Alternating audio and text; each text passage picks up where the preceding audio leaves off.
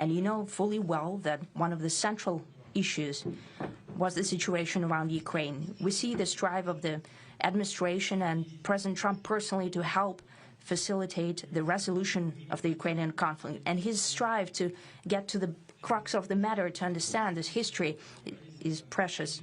As I've said, the situation in Ukraine has to do with fundamental threats to our security. Moreover, we've always considered the Ukrainian nation, and I've said it multiple times, a brotherly nation, however strange it may sound in these conditions.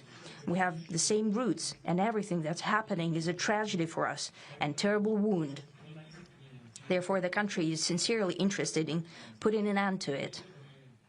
At the same time, we're convinced that in order to make the settlement lasting and long-term, we need to eliminate all the primary roots, the primary causes of that conflict. And we've said it multiple times, to consider all legitimate concerns of Russia and to reinstate a just balance of security in Europe and in the world on the whole. And I agree with President Trump, as he has said today, that naturally the security of Ukraine should be ensured as well. Naturally, we are prepared to work on that.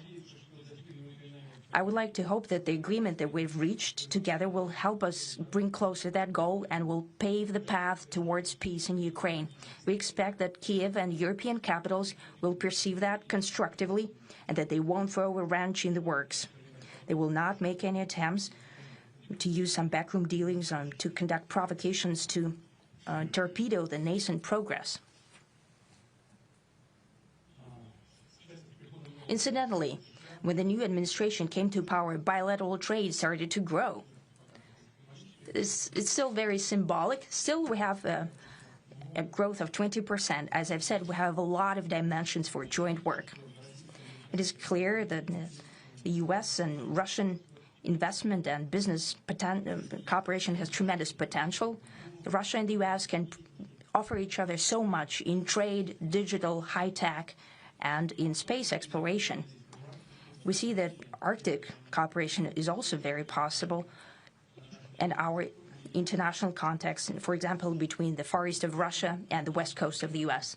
Overall, it's very important for our countries to turn the page, to go back to cooperation. It is symbolic that not far away from here, at the border between Russia and the U.S., there was a so-called international date line.